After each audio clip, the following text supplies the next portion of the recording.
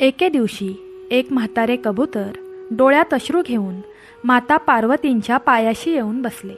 त्या क्षणी ध्यानात असलेले भगवान शंकर जागे झाले आणि पार्वती मातेच्या कानाशी प्रेमाने म्हणाले, हे पार्वती, या अश्रुपूर्ण कबुतराची कथा जर पृथ्वीवरील मनुष्याने श्रद्धेने ऐकली तर या कथेचे फळ इतके मोठे भेटेल की त्याचे जीवन धन, धान्य आणि सुख समृद्धीने भरून जाईल.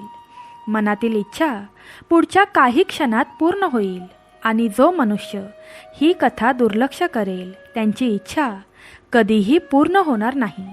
त्यांच्यावर माझी कृपा कधीही होणार नाही. कितीही मोठे रोग, शत्रू किंवा संकटे असली तरीही ती नाहीशी होतील. गरिबी, दुःख, साडेसाती, पनवती दूर होईल आणि भक्ताच्या जीवनात शांती, समाधान आणि ऐश्वर्य लोळण घालत येईल. हे माझे वरदान आहे. फक्त भक्तांनी ही कथा श्रद्धेने, प्रेमाने ऐकली पाहिजे. ही कथा आपल्या कुटुंबावर येणारी सर्व संकटे दूर करतील. तुमच्या भोवती भगवंताचे संरक्षण कवच निर्माण करतील आणि तुमची कोणतीच इच्छा अपूर्ण राहणार नाही. तेव्हा पार्वती माता म्हणाल्या, हे प्राणप्रिय, मला नक्कीच ही पवित्र कथा ऐकायची आहे. कृपा करून तुम्ही या कथेची सुरुवात करा. भगवान शंकर प्रेमाने उत्तरले, हे देवी, पण एक वचन द्या. ही कथा तुम्ही शेवटपर्यंत काळजीपूर्वक ऐकाल आणि पृथ्वीवर जाऊन तिचा प्रचार कराल तरच मी तुम्हाला ही कथा सांगेन. पार्वती माता वचन देतात आणि मग भगवान शंकर या अद्भुत कथेला सुरुवात करतात. भक्तांनो, या पवित्र कथेच्या श्रवणाने तुमच्या जीवनातील दुःख, दारिद्र्य, रोग, शत्रू आणि संकटे पळून जातील. ज्याने ही कथा शेवटपर्यंत ऐकली त्याच्या आयुष्यात सुख, शांती आणि श्रीमंतीचे साम्राज्य येईल.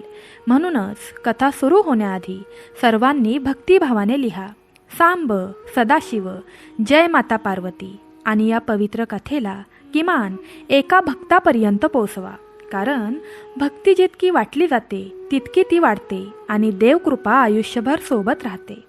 चला तर मग आजच्या या अद्भुत आणि वरदानदायी कथेला सुरुवात करूया. खूप पूर्वीची गोष्ट आहे. एक कबूतर आणि त्याची पत्नी घनदाट जंगलात एका मोठ्या झाडावर राहत होते. जरी ते कबूतर खूप म्हातारे आणि कमकुवत वाटत असले तरीही ते खूप ज्ञानी आणि बुद्धिमान होते. त्याच्या आयुष्यातील अनुभव आणि शिकवणींमुळे ते इतर पक्ष्यांना मार्गदर्शन करत असे. ते सर्व प्राण्यांना आदर आणि प्रेम देत असे. त्या झाडाचे वातावरण नेहमीच आनंदी आणि शांत असे. एके दिवशी कबुतराच्या पत्नीने कबुतराला नम्रपणे म्हटले, हे स्वामी, कृपया आज आम्हाला अशी ज्ञानवर्धक कथा सांगा जी आमच्या मनाला शांती देईल आणि या वृद्ध अवस्थेत काही आनंदाचे क्षण प्राप्त करेल. त्यावेळी तिथे इतर अनेक पक्षीही जमले होते जे ती गोष्ट ऐकण्यास उत्सुक होते. तेव्हा कबुतराने प्रेमाने उत्तर दिले, हे प्रिये, आज मी तुम्हाला सर्वांना एक अतिशय उपयुक्त आणि प्रेरणादायी गोष्ट सांगेन. जर ती तुम्ही काळजीपूर्वक शेवटपर्यंत ऐकली आणि समजून घेतली तर तुमच्या आयुष्यात कधीही संपत्ती आणि समृद्धीची कमतरता भासणार नाही. कबुतराच्या पत्नीने उत्तर दिले, हे स्वामी, आम्ही सर्वजण तुमची कहाणी मनापासून ऐकण्यास तयार आहोत. कृपया सुरुवात करा. कबुतराने कथेला सुरुवात केली. खूप वर्षांपूर्वी विक्रम नावाचा एक तरुण एका शहरात राहत होता. त्याचे लग्न राधा नावाच्या मुलीशी झाले होते. लग्नाचे काही दिवस खूप प्रेमात आणि आनंदात गेले. राधा खूप मेहनती आणि तिच्या पतीची सेवा करण्यास नेहमीच तयार असे. तिच्याकडे पैसे नव्हते, परंतु तिच्या मनात तिच्या पतीबद्दल अपार प्रेम आणि भक्ती होती. पण जगात असे म्हटले जाते की देव कधीकधी दयाळू आणि साध्या स्वभावाच्या लोकांना कठीण परीक्षांमध्ये टाकतो. राधाच्या लग्नाला 1 वर्षही झाले नव्हते की तिचा पती विक्रम अचानक मरण पावला. राधा विधवा झाली आणि तिच्यावर दुःखाचा डोंगर कोसळला. राधा गर्भवती होती आणि तिच्या न जन्मलेल्या बाळासह एकटी राहिली. निराशा आणि दुःखामुळे तिने अनेक वेळा आत्महत्या करण्याचा विचार केला, परंतु तिच्या न जन्मलेल्या मुलाच्या प्रेमामुळे तिने पुढे आयुष्य जगण्याचा निर्णय घेतला. कारण असे म्हटले जाते की व्याज हे मूल्यापेक्षा प्रिय असते. तिने प्रतिज्ञा केली की तिच्या मुलाला ती आनंदी जीवन देण्यासाठी प्रत्येक अडचणीचा सामना करेल. तिने निश्चय केला की ती तिच्या मुलाला कधीच वडिलांची कमतरता भासू देणार नाही. भक्तांनो, शास्त्रांमध्ये असे म्हटले आहे की जेव्हा माणूस आपला दृढ निश्चय ठरवतो तेव्हा देव स्वतः त्याच्या मदतीसाठी पुढे येतो. राधाने समाजाच्या नकारात्मक विचारांना आणि वाईट नजरेला टाळून दुसऱ्यांच्या घरात काम करायला सुरुवात केली. तिने स्वतःचे आणि तिच्या न जन्मलेल्या बाळाचे पोट भरण्यासाठी दुसऱ्यांच्या घरात झाडू, साफसफाई आणि छोटी छोटी कामे करायला सुरुवात केली. त्यामुळे तिला काही पैसे आणि खाण्याचे सामान मिळत असे. आता हे करत असतानाच वेळ निघून गेला आणि एके दिवशी राधाने एका सुंदर मुलाला जन्म दिला. तिने तिच्या मुलाचे नाव अमर ठेवले. राधा तिच्या मुलाला म्हणायची, बाळा, तुझं नशीब आधीच समस्यांनी वेढलेलं आहे, पण मी माझ्या मनाची सर्व शक्ती देऊन तुला यशस्वी आणि आनंदी ठेवेन. राधाने अडचणींपुढे झुकण्याऐवजी तिचा संकल्प दृढ केला. तिने दिवस रात्र कठोर परिश्रम करत राहून तिच्या मुलाचे भविष्य चांगले करण्यासाठी कामं करायला सुरुवात केली. भक्तांनो, आयुष्यात जेव्हा जेव्हा आपल्याला प्रतिकूल परिस्थिती किंवा दुःख येते तेव्हा आपण हार मानण्याऐवजी देवावर विश्वास ठेवला पाहिजे. आपण दृढ निश्चय आणि कठोर परिश्रमाने आपले नशीब बदलू शकतो. राधाने तिचा मुलगा अमरला खूप प्रेमाने वाढवले. ती दिवसरात्र कष्ट करून त्याला चांगले कपडे घालत असे, चांगले जेवण देत असे आणि त्याची प्रत्येक गरज पूर्ण करण्याचा प्रयत्न करत असे. तिने कधीही तिच्या मुलाला अमरला त्याच्या वडिलांची अनुपस्थिती जाणवू दिली नाही. पण असे म्हणतात की वडिलांचे प्रेम वेगळेच असते. आई कितीही प्रेम करो तरी ती वडिलांची जागा घेऊ शकत नाही आणि वडील आईची बरोबरी करू शकत नाहीत. पण अनेक आई किंवा वडील दोघांचीही अनुपस्थिती पूर्ण करतात. अमर श्रीमंत व्यावसायिकांच्या मुलांशी मैत्री करू लागला. तो त्यांच्यासोबत खेळायचा आणि वेळ घालवायचा. पण जेव्हा तो त्या श्रीमंत मुलांसोबत होता तेव्हा त्याला त्याची गरिबी खूप मोठ्या प्रमाणात जाणवू लागली. अमर अनेक दिवस विचार करत राहिला की तो इतका गरीब का आहे. त्याच्याकडे त्याच्या मित्रांसारख्या सर्व सुखसोयी का नाहीत. या विचारांमध्ये बुडालेला अमर एके दिवशी तो त्याच्या आईकडे आला आणि म्हणाला, आई, माझ्या गावात अनेक मित्र आहेत जे खूप श्रीमंत आहेत आणि त्यांच्या घरात संपत्तीची कमतरता नाही. त्यांच्याकडे सर्व सुखसोयी आहेत, पण आई, आपल्याकडे इतकी संपत्ती का नाही. आपण इतके गरीब का आहोत. आपल्याला 2 वेळचे जेवण व्यवस्थित का मिळत नाही. देवाने आपल्याला इतके गरीब का बनवले. तिच्या मुलाचे हे शब्द ऐकून राधा म्हणाली, बाळा, प्रत्येकजण नशिबाने गरीब आणि श्रीमंत होतो. देवाने ज्याला जसे बनवले तो तसाच बनला आहे. आपण त्याला काहीच करू शकत नाही. आपल्या नशिबात देवाने गरिबी लिहिली आहे जी आपण पुसू शकत नाही. बाळा, माझे संपूर्ण आयुष्य या गरिबीत गेले आहे.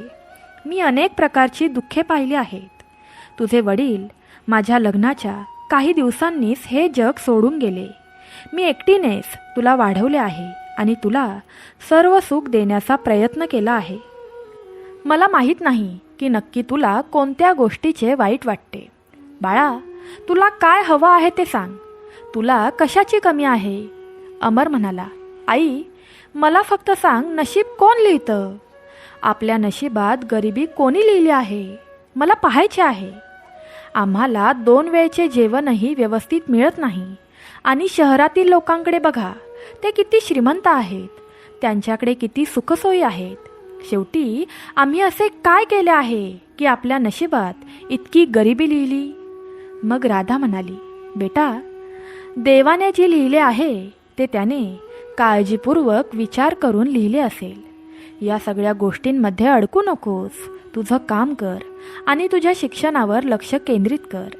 अमर म्हणाला, नाही आई, मी देवाला प्रार्थना करतो की मला त्याला भेटायचं आहे. मी त्याला कुठे भेटू शकतो? मी त्याला भेटेन आणि विचारेन की त्याने आमच्या नशिबात असे का लिहिले आहे. प्रिय भक्तांनो, मग ती विधवा स्त्री तिच्या मुलाला म्हणाली, बेटा, देव जंगलात राहतो. तू जंगलात जाऊ शकतोस का? जर तुला शक्य असेल तर जा आणि त्याला शोध. त्याला तुझ्या सर्व प्रश्नांची उत्तरे विचार. अमर खूप हट्टी होता. तो लगेचच जंगलात निघून गेला आणि म्हणाला, जोपर्यंत मी देवाला भेटत नाही आणि त्याला माझ्या प्रश्नांची उत्तरे विचारत नाही की मी इतका गरीब का आहे, माझ्या आईच्या नशिबात इतके दुःख का आहे आणि माझ्या वडिलांना तो वेळेपूर्वी का घेऊन गेला, तोपर्यंत मी घरी परतणार नाही. मी शांत बसणार नाही. मी देवाला भेटेन आणि त्याच्याकडून माझ्या सर्व प्रश्नांची उत्तरे मिळवेन. अशा प्रकारे अमर घरातून निघून जातो आणि देवाचा शोध घेऊ लागतो. संपूर्ण दिवस जातो पण त्याला कुठेही देव दिसत नाही. आता अमर खूप अस्वस्थ होतो आणि म्हणतो, मला माहीत नाही की मला देव कुठे सापडेल, पण तो कुठेही असेल, मी त्याला भेटत नाही तोपर्यंत घरी जाणार नाही. दुसरा दिवस येतो पण अमर पुढे चालत राहतो आणि चालत असताना त्याला भूकही लागते. तो खूप अस्वस्थ होता आणि जंगलात रडत होता आणि म्हणत होता, अरे देवा, तू आहेस तरी कुठे? मी तुला शोधत आहे. मला तुला काहीतरी विचारायचे आहे. असा आवाज करत तो रडत रडत पुढे जात असतो. भक्तांनो, महादेव आणि माता पार्वती साधूंच्या वेशात जंगलात फिरायला आले होते. जेव्हा माता पार्वती त्या मुलाचा दुःखी आवाज ऐकते तेव्हा ती भगवान शिवांना म्हणते, हे स्वामी, जंगलात एक मुलगा रडत आहे आणि तो तुम्हाला हाक मारत आहे. तो कोण असेल आणि तो इतका का रडत असेल? आपण त्याच्याकडे जाऊन त्याला मदत केली पाहिजे. मग भगवान शिवा म्हणतात, देवी, तो एका विधवेचा मुलगा आहे. त्याच्या नशिबात भयंकर गरिबी लिहिलेली आहे. त्याच्या आयुष्यात त्याने खूप दुःखांचा सामना केला आहे. तो त्या प्रश्नांची उत्तरे मिळवण्यासाठी मला हाक मारतोय. मग माता पार्वती म्हणतात, हे भगवान, आपण त्याला मदत केली पाहिजे. तो तुमचा भक्त आहे आणि तुम्हाला हाक मारत आहे. भगवान शिव म्हणतात, नाही देवी, ब्रह्मांनी त्याच्या नशिबात काहीही लिहिलेले नाही. त्याच्या नशिबात फक्त दुःख आणि गरिबी लिहिलेली आहे. आपण त्याचे नशीब बदलू शकत नाही. मग माता पार्वती म्हणते, हे प्रभू, तरीही तुम्ही त्याला मदत केली पाहिजे. तुम्ही लवकरात लवकर त्याच्याकडे जावे. मला त्याची मदत करायची आहे. मला तो मुलगा माझ्या बाळासारखा वाटत आहे. मग भगवान शिवा म्हणाले, ठीक आहे. हे ऐकून माता पार्वती आणि महादेव साधूच्या वेशात अमरकडे जातात.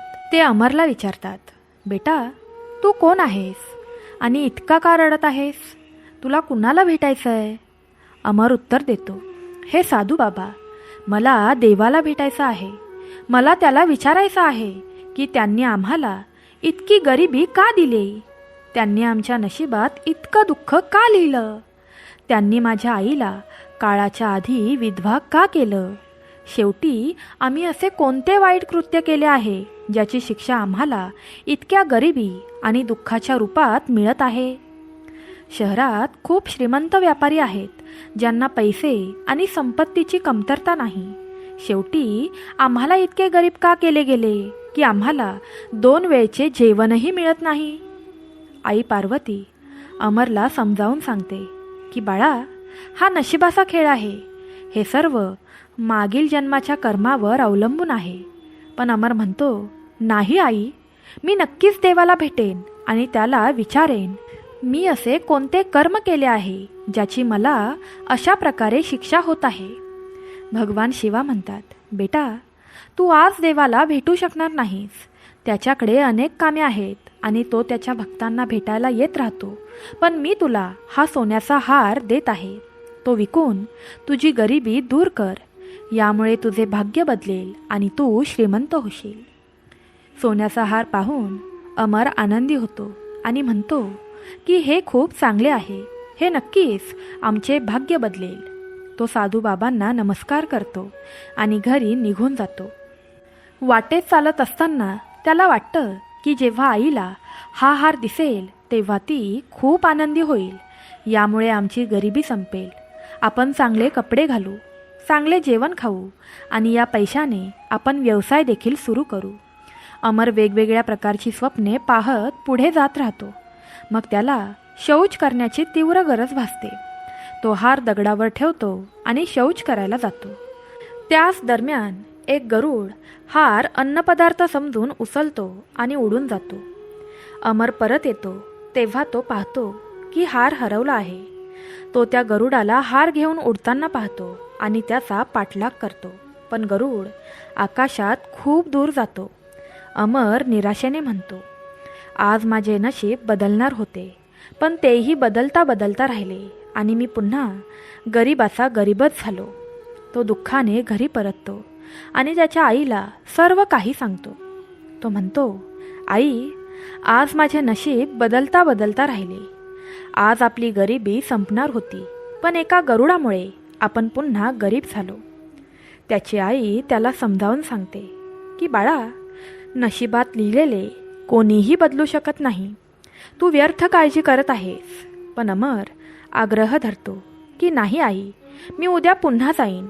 मी पुन्हा देवाला भेटेन आणि विचारेन की आमच्या नशिबात इतकी गरिबी का लिहिली आहे. तो नक्कीच माझे ऐकेल आणि आपली गरिबी संपवेल. दुसऱ्या दिवशी अमर पुन्हा जंगलात जातो. तो रडत रडत देवाला हाका मारत राहतो आणि साधूच्या वेशात भगवान शिव आणि माता पार्वतीला तो तिथे भेटला होता तिथेच पोहोचतो. भगवान शिव आणि माता पार्वती पुन्हा दिसतात. ते अमरला विचारतात, आता तुझी समस्या काय आहे?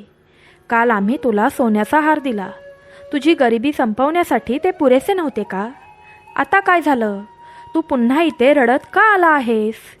अमर रडत रडत संपूर्ण कहाणी सांगतो. तो म्हणतो, हे बाबा, तुम्ही मला दिलेला हार वाटेत एक गरुड घेऊन उडून गेला. आता आम्ही काय करावे? आम्ही पुन्हा गरीब आहोत.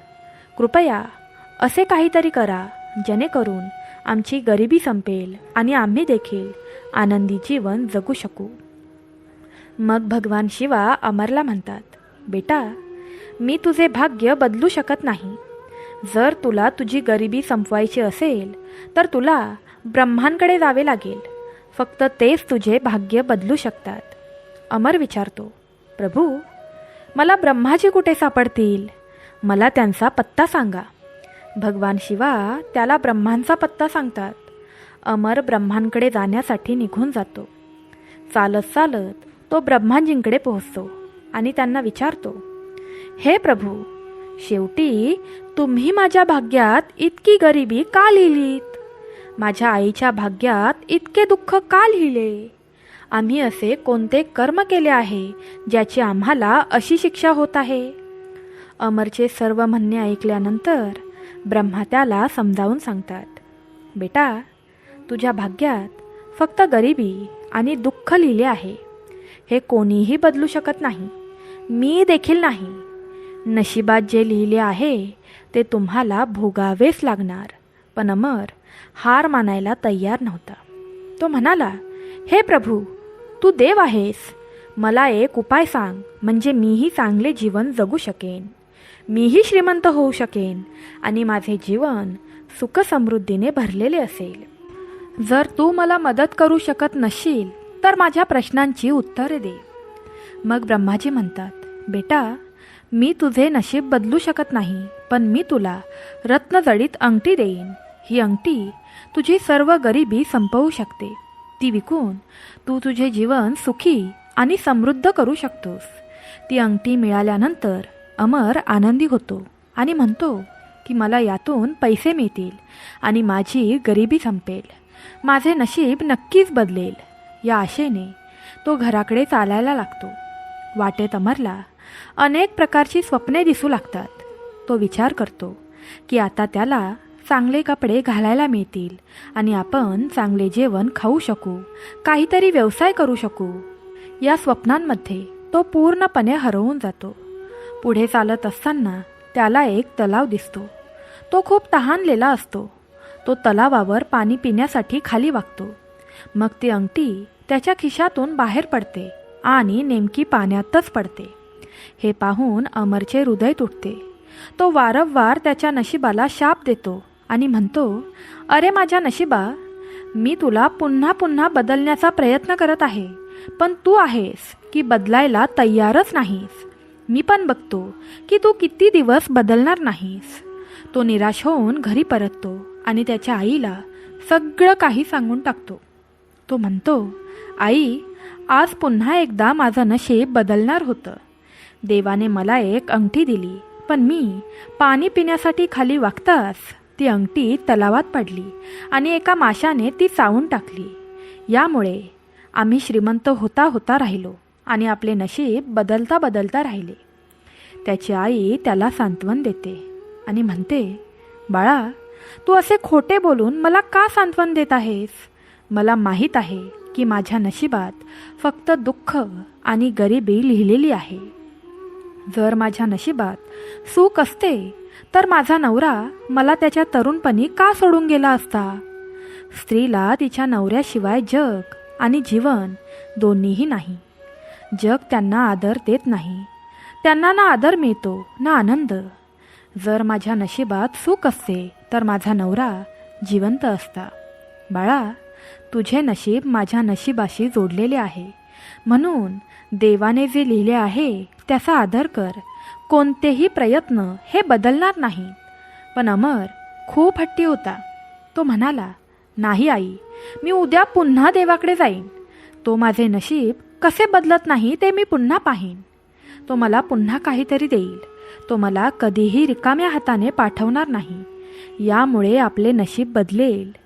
दुसऱ्या दिवशी अमर पुन्हा जंगलात पोहोचतो आणि ब्रह्मदेवांना बोलावतो. तो म्हणतो, हे ब्रह्मदेव, काल तुम्ही मला दिलेली अंगठी पाण्यात पडली आणि माशाने ती गिळून टाकली.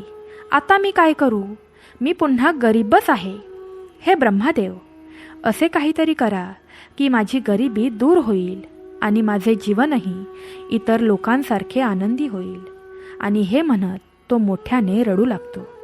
मग ब्रह्मदेव म्हणतात, बेटा, आता मी काहीही करू शकत नाही.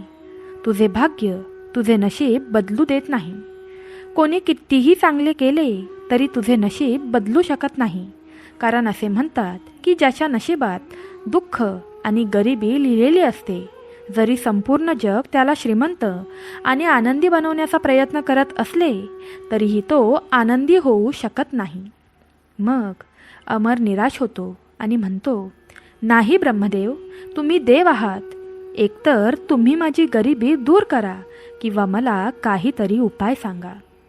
शेवटी मी असे कोणते कृत्य केले आहे ज्याची शिक्षा मला अशा प्रकारे भोगावी लागत आहे? माझ्या दुःखाचे कारण काय आहे? माझ्या नशिबात असे काय लिहिले आहे ज्याने माझे जीवन आनंदी असू शकत नाही? शेवटी माझे नशीब इतरांसारखे चांगले का नाही? अमरचे ऐकून ब्रह्मदेव म्हणतात, बेटा, मी तुझे नशीब कधीच बदलू शकत नाही, पण मी तुला एक उपाय सांगेन. जर तो उपाय तू केलास तर तुझी गरिबी संपू शकते आणि तुझे नशीब देखील बदलू शकते. अमर उत्सुकतेने म्हणतो, हे प्रभू, तुम्ही मला लवकरच तो उपाय सांगा. मी असे सर्व काही करेन जे माझे नशीब बदलू शकेल, माझी गरिबी आणि दुःख दूर करू शकेल. ब्रह्मदेव म्हणतात, अमर, तू भगवान शिवांच्या मंदिरात जा. दिवसभर त्यांच्या दारावर बस. त्यांना पाहत राहा, पण त्यांच्याकडून काहीही मागू नकोस. भाग्यदेवी भगवान शिवांच्या दारावर झाडू मारण्यासाठी येते. फक्त तीच तुझे नशीब बदलू शकते. हे शक्य आहे की भगवान शिवांच्या कृपेने तुझे नशीब सुधारून जाईल. मग अमर म्हणतो, ठीक आहे प्रभू, मी तेच करेन. तो तिथून निघून जातो. नगरापासून काही अंतरावर भगवान शिवांचे मंदिर होते. अमर सकाळी उठतो आणि आंघोळ करून मंदिरात पोहोचतो. तो मंदिरात बसतो. दिवसभर मंदिराच्या दारावर तो भगवान शिवांच्या मूर्तीचे दर्शन घेत राहतो, पण त्यांच्याकडून काहीही मागत नाही. संपूर्ण दिवस असाच जातो आणि संध्याकाळी तो घरी परततो. त्याची आई विचारते, बाळा, तू कुठे असतोस? इतका वेळ तू काय करत असतोस? अमर म्हणतो, आई, मी माझे भाग्य बदलत आहे. मी माझे भाग्य बदलण्यासाठी तपश्चर्या करत आहे. माझे भाग्य बदलेल असे प्रत्येक काम मी करेन. त्याची आई म्हणते, बेटा, तू का व्यर्थ तपश्चर्या करतोस? तुझे भाग्य कोणीही बदलू शकत नाही. जर तुझ्या नशिबात सुख असते तर तू श्रीमंत कुटुंबात जन्माला आला असतास. तुझे वडीलही जिवंत असते, पण तुझ्या नशिबात गरिबी लिहिलेली आहे. तेव्हाच तर तू माझ्यासारख्या गरिबाच्या घरात जन्माला आलास. अमर म्हणतो, नाही आई, जर एखाद्या व्यक्तीला हवे असेल तर तो काहीही करू शकतो.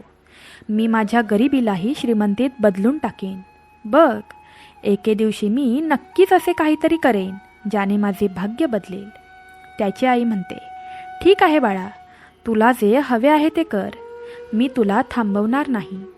अशा प्रकारे अमर अनेक महिने भगवान शिवांच्या मंदिराच्या दाराशी बसून राहतो. भगवान शिव पाहतात की अमर सकाळी लवकर येतो, त्यांना भेटायला जातो आणि दिवसभर काहीही न बोलता निघून येतो. तो काहीही मागत नाही.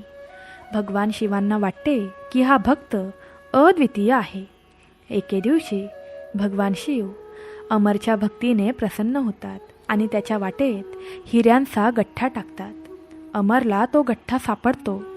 तो ते पाहून आनंदी होतो आणि म्हणतो, भगवान शिवांनी आज माझे भाग्य बदलले आहे. ही सर्व त्यांची कृपा आहे. तो ते हिरे घेतो आणि घराकडे चालायला लागतो. चालत चालत मोठी स्वप्ने पाहत तो विचार करतो की आता तो त्याच्या आईला हे सर्व दाखवेल की त्याचे भाग्य आता बदलले आहे. घरी पोहोचल्यावर त्याची आई घरी नसते. ती गावात काही कामासाठी बाहेर गेलेली असते. अमर त्या हिऱ्यांचा गठ्ठा एका भांड्यात ठेवतो आणि आईला बोलावण्यासाठी निघून जातो. वाटेत त्याला वाटते की आता त्याची आई हे सर्व पाहून आनंदी होईल. तिचे आयुष्य आनंदाने भरून जाईल. पण त्याच वेळी काही चोर त्याच्या घरात घुसतात. चोरी करताना त्यांना ते भांडे सापडते. ते तेथून ते घेऊन पळून जातात. अमर त्याच्या आईसोबत घरी परतल्यावर म्हणतो, आई, आज बघ, मला हिऱ्यांनी भरलेला गठ्ठा सापडला आहे. त्याची आई म्हणते, बेटा, मला तुझ्यावर विश्वास नाही आहे. आधी ते मला दाखव, मगच मी विश्वास ठेवेन. जेव्हा अमर घरी येऊन ते हिरे ठेवलेले भांडे शोधतो तेव्हा ते हरवलेले आढळते. तो घाबरतो आणि म्हणतो, आई, मी ते हिरे ठेवलेले भांडे इथेच ठेवले होते. मला माहीत नाही ते कुठे गेले आहे. त्याची आई म्हणते, बेटा, खोट्या कथा सांगणे बंद कर. मला माहीत आहे की आपले नशीब खूप वाईट आहे आणि ते बदलता येणार नाही. अमर म्हणतो, नाही आई, मी खोटे बोलत नाही. मी हिऱ्यांनी जडवलेले भांडे इथेच ठेवले होते. मला माहीत नाही की ते आता गेले कुठे. त्याची आई म्हणते, बेटा, मी तुला वारंवार सांगत आली आहे की आपले नशीब बदलता येणार नाही. आपले भोग भोगूनच आपल्याला संपवावे लागणार. तू कितीही प्रयत्न कर. जेव्हा नशिबात काहीही लिहिलेले नसते तेव्हा काहीही होत नसते. आपल्या नशिबात एक आनंदाचा क्षणही नाही. ती पुढे म्हणते, बाळा, जर माझ्या नशिबात आनंद असता तर मी माझ्या तारुण्यातच विधवा झाले असते का? कारण पतीशिवाय स्त्रीला जगण्यासाठी जागा नसते. ज्या स्त्रीचा नवरा तिला तारुण्यातच सोडून गेला आहे तिला कधीही आनंद आणि आदर मिळू शकत नाही. अमरची आई दुःखाच्या शब्दात म्हणाली, बेटा, आपल्या नशिबात आनंद लिहिलेला नाही. आपल्या नशिबात फक्त दुःख आणि गरिबी आली आहे. जर सुख असते तर माझा नवरा वेळेआधी गेला नसता. बाळा, आपण गरीब आहोत आणि ही गरिबी कदाचित कधीच संपणार नाही. अमरने त्याच्या आईला सांत्वन दिले आणि म्हणाला, आई, मी पुन्हा देवाकडे जाईन. मी पुन्हा त्याच्याकडे उपाय मागेन जेणेकरून आपली गरिबी दूर होईल. आई, तू पाहशील, एके दिवशी आपले भाग्य नक्कीच बदलेल. अमर दुसऱ्या दिवशी पुन्हा भगवान शिवांच्या मंदिरात जातो. तो दाराबाहेर बसतो. भगवान शिवांना पाहतो, पण त्यांच्याकडे काहीही मागत नाही. संपूर्ण दिवस असाच जातो आणि तो संध्याकाळी घरी परततो. हळूहळू अनेक महिने निघून जातात. भगवान शिव माता पार्वतीला म्हणतात, देवी, या अमरचे भाग्य खूप गरीब आहे. मी, विष्णुदेव आणि ब्रह्मदेव यांनी मिळून त्याचे भाग्य बदलण्याचा प्रयत्न केला, पण त्याचे दुर्दैव नेहमीच मार्गात आले. मग भगवान शिवा भाग्यदेवतेला बोलावतात आणि म्हणतात, हे भाग्यदेवी, तू या मुलाच्या आणि त्याच्या आईच्या भाग्यात खूप गरिबी लिहिली आहेस. त्याचे भाग्य बदलण्यासाठी आम्ही खूप प्रयत्न केले, पण त्याचे दुर्दैव कायम मध्ये येत राहिले. मी तुला आज्ञा देतो की तू त्याचे भाग्य बदल, त्याची गरिबी दूर कर आणि त्याला आनंदी जीवन दे. तो माझा खूप निष्पाप भक्त आहे, जो अनेक महिन्यांपासून माझ्या दारात त्याच्या सुखासाठी, त्याच्या आईच्या सुखासाठी बसला आहे. त्याने माझ्याकडून काहीही मागितले नाही, तरीही तो रडत माझी पूजा करतो. भगवान शिव पुढे म्हणतात, जो मागायला येतो त्याला त्याच्या 7 पिढ्यांच्या गरजा पूर्ण करण्यासाठी मी देतो, पण हा काहीही न मागता इथे बसून राहतो. त्यामुळे त्याला न मागता अधिक मिळाले पाहिजे. हे भाग्यदेवी, मी तुला त्याचे भाग्य बदलण्याचा आदेश देतो. भाग्यदेवी म्हणते, प्रभू, मी त्याचे भाग्य कसे बदलू शकते? त्याच्या भाग्यात काहीच लिहिलेले नाही. भगवान शिवा म्हणतात, नाही देवी, हा माझा आदेश आहे. तुला त्याचे भाग्य बदलावेच लागेल. भाग्यदेवी भगवान शिवांचा आदेश स्वीकारते. ती भगवान शिवांच्या मंदिराच्या दारावर झाडू मारते आणि तिथे एक सोन्याचे नाणे टाकते. अमरला ते नाणे सापडते. तो खूप आनंदी होतो आणि म्हणतो, भगवान शिवांनी पुन्हा माझ्यावर कृपा केली. भगवान शिवांनी माझे ऐकले आहे. याने माझी गरिबी नक्कीच संपेल. मी काहीतरी व्यवसाय करेन, चांगले जेवण जेवीन आणि माझे जीवन चांगल्या पद्धतीने जगेन. अमर ते नाणे घेऊन घरी जायला निघतो. रस्त्यात तो विचार करत असतो की आज मी याला कुठेही ठेवणार नाही. मी त्याला आईला दाखवेन, जेणेकरून ती माझ्यावर विश्वास ठेवेल आणि आनंदी होईल. जेव्हा तो घरी पोहोचतो तेव्हा आपल्या आईला तो नाणे देतो आणि म्हणतो, आई, आज भगवान शिवांनी मला हे सोन्याचे नाणे दिले आहे, ज्याने आपण आपली गरिबी संपवून टाकू. तू बाजारात जा आणि काहीतरी रेशन घेऊन ये. उरलेल्या पैशातून आपण आपला व्यवसाय सुरू करू. त्याची आई फार आनंदी होते आणि म्हणते, बेटा, तू खरंच आज आपले नशीब बदलवलेस. मला विश्वास बसला आहे की कर्माने भाग्य बदलू शकते. अमरची आई बाजारात जाते आणि तिथून एक भोपळा विकत घेऊन येते. ती विचार करते की आज मी भोपळ्याची भाजी आणि पुऱ्या करून माझ्या मुलाला खाऊ घालेन. जेव्हा ती घरी येऊन भोपळा कापते तेव्हा त्यात तिला रत्नजडित अंगठी दिसते. ती लगेचच अमरला दाखवते आणि म्हणते, बेटा बघ, या भोपळ्यात मला ही अंगठी सापडली आहे. अमर अंगठी पाहूनच तिला ओळखतो. तो म्हणतो, आई, ही तीच अंगठी आहे जी ब्रह्मदेवांनी मला दिली होती. आता आपले नशीब खरंच बदलले आहे. आता सर्व काही चांगले होणार आहे. अमरची आई भावूक होऊन डोळ्यात अश्रू आणून म्हणते, बेटा, ही तीच अंगठी आहे. आता आपले नशीब खरंच बदलले आहे. आता सर्व काही चांगले होणार आहे. महादेवांनी आपले नशीब बदलवले आहे. चल, आता आपण गरिबांना आणि भुकेलेल्यांना जेवण खाऊ घालूया. देवा ब्राह्मणांना जेवण देऊ, जेणेकरून आपल्याला आशीर्वाद मिळेल आणि आपले नशीब आणखी चांगले होईल. कारण असे म्हटले जाते की धर्म केल्याने संपत्ती कमी होत नाही. धर्माची मुळे खोलवर असतात आणि भुकेलेल्या लोकांना जेवण घालणे सर्वात मोठे दान असते. अमर आणि त्याची आई बाजारातून धान्य आणि सामान विकत घेतात. मग ते लाकडे गोळा करण्यासाठी जंगलात जातात. अमर लाकडे कापण्यासाठी झाडावर चढतो. तो पाहतो तिथे एका गरुडाचे घरटे आहे, ज्या घरट्यात त्याला तोच हार दिसतो जो भगवान शिवांनी त्याला पहिला दिलेला होता आणि ज्याला गरुड घेऊन उडून गेले होते. अमर आनंदाने तो हार उचलतो आणि म्हणतो, आई, हा तोच हार आहे जो महात्मांनी मला दिला होता. गरुड तो घेऊन उडून गेला, पण आता मला तो परत मिळाला आहे. त्याची आई आश्चर्यचकित होते आणि म्हणते, बेटा, मी तुझ्यावर विश्वास ठेवला नाही, पण तू खरं बोलत होतास. अमर आणि त्याची आई दोघेही भगवान शिव यांचे आभार मानतात आणि म्हणतात, आता आमची गरिबी दूर झाली आहे. आता आपण इतरांना मदत करू आणि धर्माच्या कामात पुढे जाऊ. आज अमर आणि त्याच्या आईला खात्री पटली की गरिबी आणि दुःख एखाद्याच्या नशिबात दीर्घकाळ लिहिलेले असले तरीही जर तो चांगली कृत्ये करतो, देवाची पूजा करतो आणि आपल्या संकल्पांवर दृढ राहतो, तर तो त्याचे नशीब बदलवू शकतो. कारण कर्मापेक्षा मोठे काहीही नाही. नशीब कर्माची गुलामी करते. अमर आणि त्याची आई त्यांच्या घरी परततात. ते भुकेल्या, भिकारी, ब्राह्मण आणि गरीब लोकांना जेवण देतात. त्यांना कपडे आणि पैसे देखील दान करतात. असे म्हणतात की या दिवसापासून त्यांचे जीवन बदलले. त्यांची गरिबी संपत्तीत बदलली. त्यांनी अनेक प्रकारचे दान करायला सुरुवात केली. विधवा स्त्री राधाचे जीवन आनंदाने जाऊ लागले. अमरचे नशीबही बदलून गेले आणि त्याच्या आईचे नशीबही कायमचेच बदलून गेले. त्यांनी स्वप्नातही विचार केला नव्हता अशा गोष्टी त्यांच्या आयुष्यात घडू लागल्या.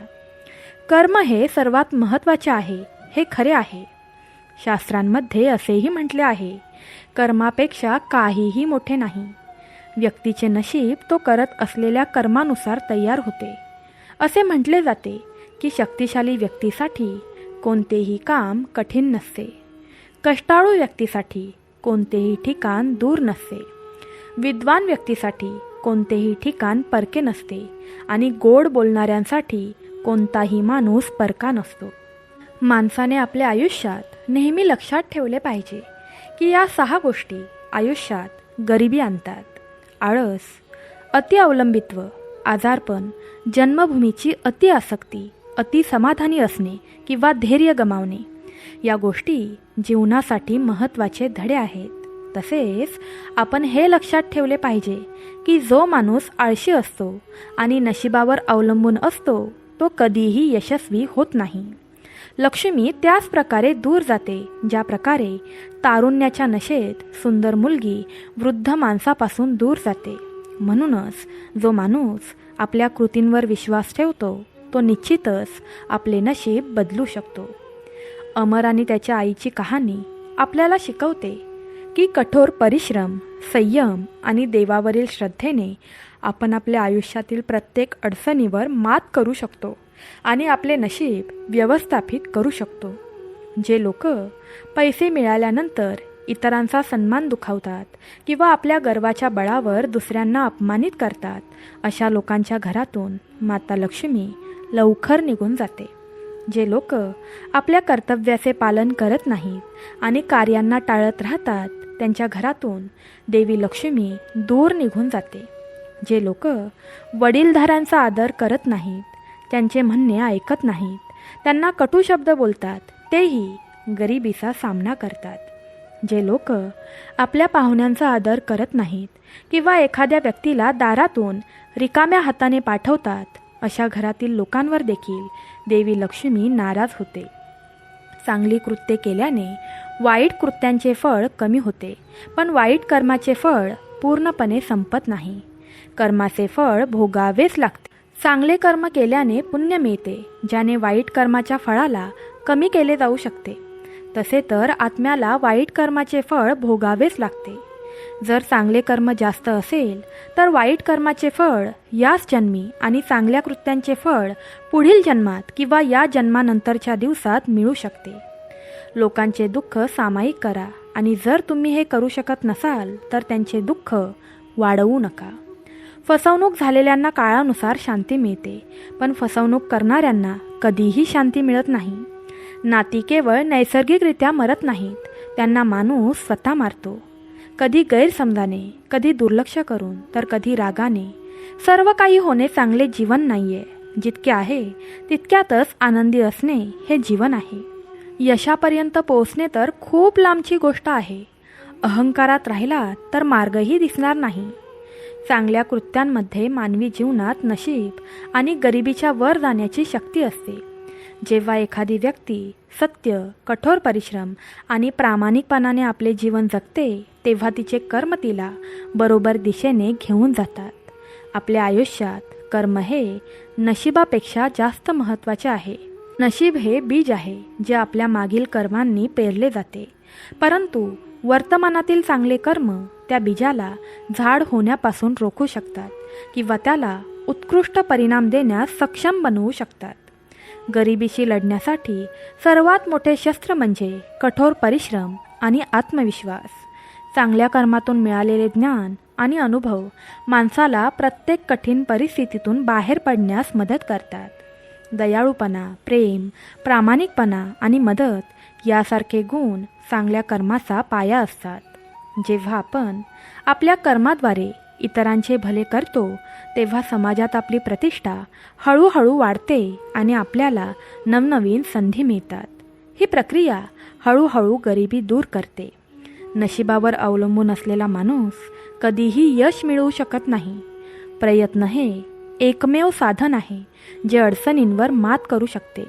नशीब हा एक परिणाम आहे, तर कर्म ही एक प्रक्रिया आहे. म्हणून जर आपण आपली प्रक्रिया सुधारली तर परिणाम देखील आपोआप सुधारतील.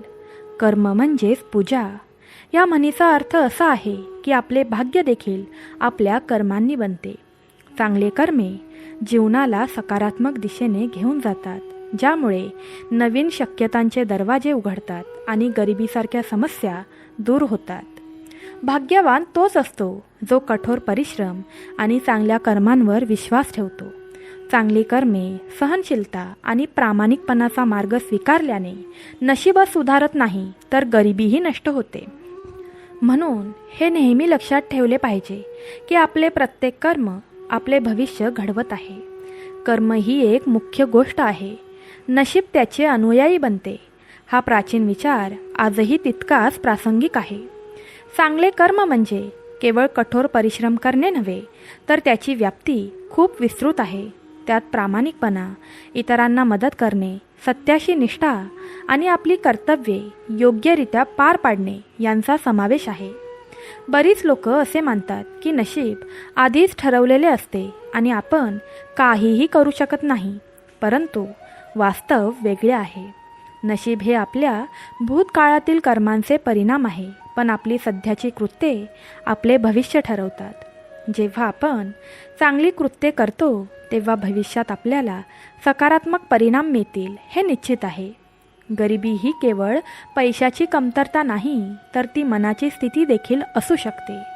चांगली कृत्य आपल्याला केवळ पैसे कमावण्याची क्षमता देत नाहीत, तर आपला आत्मविश्वास आणि मानसिक शक्ती देखील वाढवतात.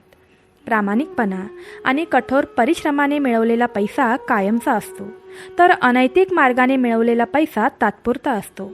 जर आपण सतत आपले कौशल्य विकसित केले तर गरिबीसारख्या समस्या आपल्यासोबत राहू शकत नाहीत.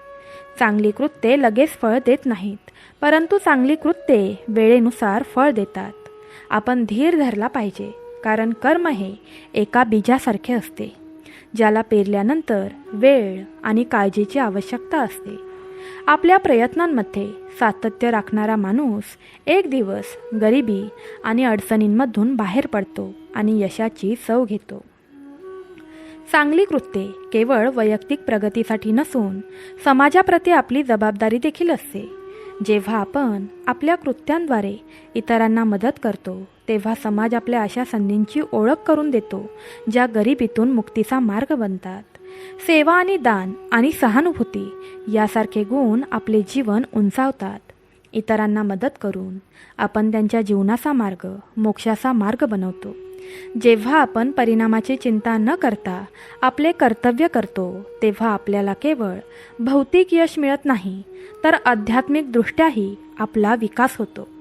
चांगली कृत्ये केल्याने मनात समाधान आणि शांतीची एक अद्भुत भावना निर्माण होते, जी गरिबीसारख्या समस्यांपासून वर येण्यास मदत करते. केवळ चांगली कृत्येच नशीब बदलतात आणि गरिबीचा अंत करतात. जो व्यक्ती निष्ठा, संयम आणि कठोर परिश्रमाच्या मार्गावर चालतो, त्याचे नशीब स्वतःच त्याच्या बाजूने उभे असते. जो व्यक्ती चांगली कृत्य करतो, जो स्वतःच्या नशिबाचा निर्माता असतो. भक्तांनो, गरीब म्हणून जन्माला येणे योग्य आहे, पण गरीब म्हणून मरणे योग्य नाही.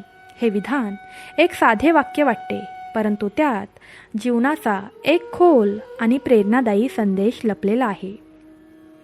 हे आपल्याला सांगते की आपल्या जन्माच्या वेळी जरी आपली परिस्थिती अनुकूल नसली तरी आपले जीवन त्याच परिस्थितीत संपते हे आवश्यक नाही. माणूस आपल्या विचारांनी, प्रयत्नांनी आणि कृतींनी आपले नशीब बदलू शकतो. आपण कुठे आणि कोणत्या कुटुंबात जन्माला येऊ हे आपल्या हातात नाही. समाजात असे अनेक लोक आहेत जे खूप गरीब आणि कठीण परिस्थितीत जन्माला आले, परंतु त्यांनी आपल्या कठोर परिश्रम, आत्मविश्वास आणि दृढ निश्चयाच्या बळावर उंची गाठली. एका साध्या मच्छीमार कुटुंबात जन्मलेले डॉक्टर APJ अब्दुल कलाम हे केवळ आपल्या शिक्षणाने, कष्टाने आणि परिश्रमाने देशाचे महान शास्त्रज्ञ बनले नाहीत, तर भारताचे राष्ट्रपतीही बनले. पेट्रोल पंपावर काम करण्यापासून ते भारतातील सर्वात मोठे उद्योगपती होण्यापर्यंतचा धीरूभाई अंबानी यांचा प्रवास आपल्याला सांगतो की गरिबी ही केवळ एक परिस्थिती आहे जी कठोर परिश्रम आणि दृढ निश्चयाने बदलता येते. जर एखाद्या व्यक्तीचा गरिबीत मृत्यू झाला तर याचा अर्थ असा होतो की त्याने आपली परिस्थिती सुधारवण्याचा प्रयत्न केला नाही किंवा त्याने हार मानली. गरिबीतून बाहेर पडण्याचा मार्ग कठीण आहे, पण अशक्य नाही. गरिबीतून बाहेर पडण्याची पहिली पायरी म्हणजे स्वावलंबी होणे. जेव्हा एखादी व्यक्ती इतरांवर अवलंबून राहणे थांबवते आणि आपल्या क्षमतेवर विश्वास ठेवू लागते, म्हणून तो हळूहळू त्याची स्थिती सुधारू लागतो. शिक्षण आणि कौशल्य हे स्वावलंबनाचे सर्वात मोठे साधन आहे. आजच्या काळात फक्त पदवी काहीही करत नाही. जर एखाद्या व्यक्तीने वेळेनुसार आपले कौशल्य सुधारले तर त्याच्यासाठी नवीन संधी उघडतात. उदाहरणार्थ, तांत्रिक नसलेल्या क्षेत्रात कौशल्य असलेल्या लोकांना चांगल्या संधी मिळतात. गरीब परिस्थितीत जन्मलेल्या लोकांची सर्वात मोठी समस्या म्हणजे ते लहान स्वप्ने पाहतात. ते असे गृहीत धरतात की ते कधीही मोठे काहीही करू शकत नाहीत आणि त्यांच्या मूलभूत गरजांमुळे ते कमी पडतील. परंतु मोठे स्वप्न पाहणे आणि ते पूर्ण करण्याचे धाडस करणे ही यशाची पहिली पायरी आहे. स्वप्ने पाहणे सोपे आहे, परंतु ती साकार करण्यासाठी धैर्याची आवश्यकता आहे. दररोज नवीन संघर्षांना तोंड देण्याची आणि पराभव न स्वीकारण्याची वृत्ती माणसाला गरिबीतून बाहेर काढते. गरिबीतून बाहेर पडण्यासाठी कठोर परिश्रमासोबत शिस्तीचे पालन करणे आवश्यक आहे. यश एका रात्रीत मिळत नाही, तर सतत प्रयत्नांनी परिस्थिती हळूहळू बदलते. वेळ ही सर्वात मोठी संपत्ती आहे. जो व्यक्ती वेळेचा योग्य वापर करतो आणि नियमितपणे आपल्या ध्येयाकडे वाटचाल करतो, तो निश्चितच यश मिळवतो. प्रत्येक व्यक्तीला जीवनात कठीण प्रसंगांचा सामना करावाच लागतो, परंतु जो व्यक्ती कठीण काळात हार मानतो तो कधीही पुढे जाऊ शकत नाही. गरिबातून श्रीमंत होणारे लोक ते असतात ज्यांनी प्रत्येक प्रतिकूल परिस्थितीतही आपल्या ध्येयांशी तडजोड केली नाही. अपयश हा एक धडा आहे.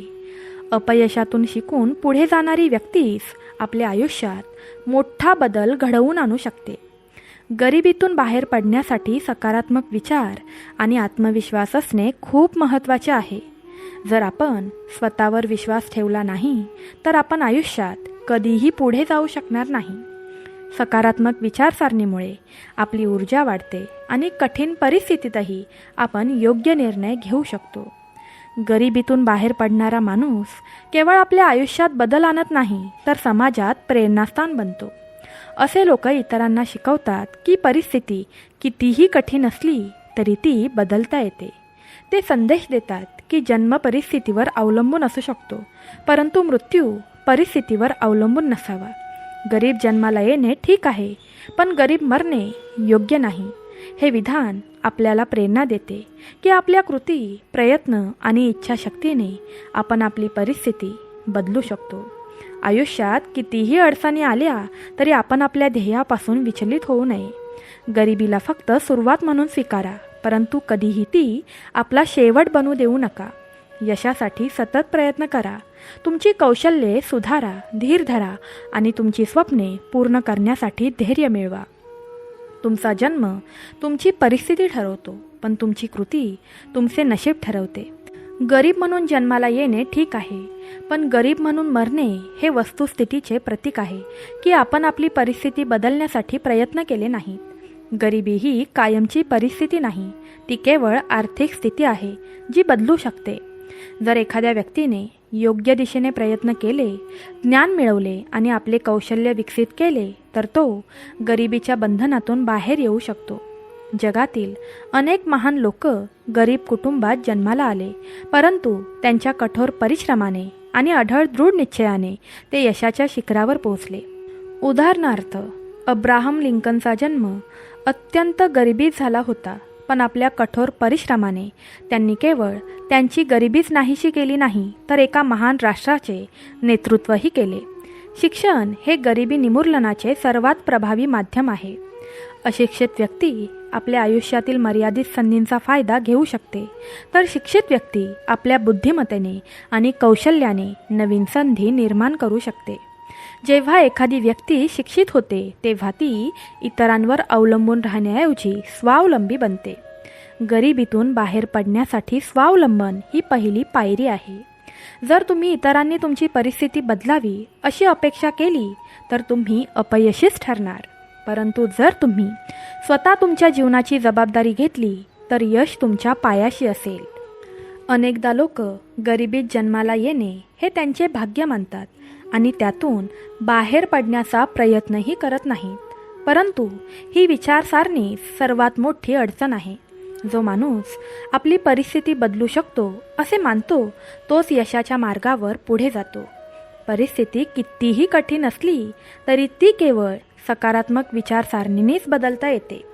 इतिहासात अशी अनेक उदाहरणे आहेत जिथे लोक कठीण परिस्थितीतून वर आले आणि यशाचे नवीन उदाहरण बनले. गरिबीतून बाहेर पडण्यासाठी एक प्रयत्न पुरेसा नाही, यशासाठी सतत प्रयत्न करणे आवश्यक आहे. बऱ्याचदा लोक थोड्या काळासाठी कठोर परिश्रम करतात, पण जेव्हा त्यांना निकाल मिळत नाही तेव्हा ते निराश होतात. हेच कारण आहे की ते त्यांची परिस्थिती बदलू शकत नाहीत. गरिबीवर मात करण्यासाठी चिकाटी आणि दृढ निश्चय असणे आवश्यक आहे. समाज देखील गरिबी निर्मूलनात महत्त्वाची भूमिका बजावू शकतो. जर समाजात समान संधी उपलब्ध करून दिल्या आणि गरिबांना त्यांच्या क्षमतेनुसार पुढे जाण्याची संधी दिली तर गरिबीशी लढणे आणखी सोपे होईल. दान आणि परोपकाराच्या भावनेने गरिबांची स्थिती सुधारू शकते. जे लोक इतरांना त्यांच्या संसाधनांनी मदत करतात ते समाजात सकारात्मक बदल घडवून आणतात. गरिबीतून बाहेर पडण्यासाठी एखाद्या व्यक्तीने आपल्या कमकुवतपणा आणि कमतरता ओळखून त्या सुधारण्याचा प्रयत्न करणे आवश्यक आहे. आत्ममूल्यांकनातूनच शक्य आहे की व्यक्ती आपल्या चुकांमधून शिकू शकेल आणि आपल्या जीवनाला एक नवीन दिशा देऊ शकेल. गरिबीतून बाहेर पडण्यासाठी शिक्षण, परिश्रम, आत्मविश्वास, संयम आणि सातत्याची आवश्यकता असते. जो व्यक्ती हे गुण स्वीकारतो आणि जीवनात पुढे जातो तो गरिबीला हरवू शकतो. प्रत्येक व्यक्तीचे आयुष्य एकच असते. जर त्याने त्याची सुरुवात आपले नशीब म्हणून स्वीकारले तर तो कधीही पुढे जाऊ शकत नाही, पण जर तो त्याची सुरुवात फक्त एक पाऊल मानून त्याचे भविष्य सुधारवण्यासाठी काम करू लागला तर तो केवळ गरिबीतूनच बाहेर पडत नाही तर इतरांसाठीही प्रेरणा बनतो. तर भक्तांनो, मला आशा आहे की आजचा व्हिडिओ तुम्हाला आवडला असेल. जर तुम्हाला व्हिडिओ आवडला असेल तर कमेंटमध्ये आपल्या मनापासून जय श्रीकृष्ण, राधे राधे, श्री स्वामी समर्थ, सांब, सदाशिव प्रेमाने लिहा आणि असेच आणखी व्हिडिओ मिळवण्यासाठी आपल्या चॅनलला सबस्क्राईब करा. तसंच आपल्या कमेंट बॉक्समध्ये तुमच्या आवडत्या देवाचा जयघोष करायला विसरू नका. सर्वांनी तुमची काळजी घ्या.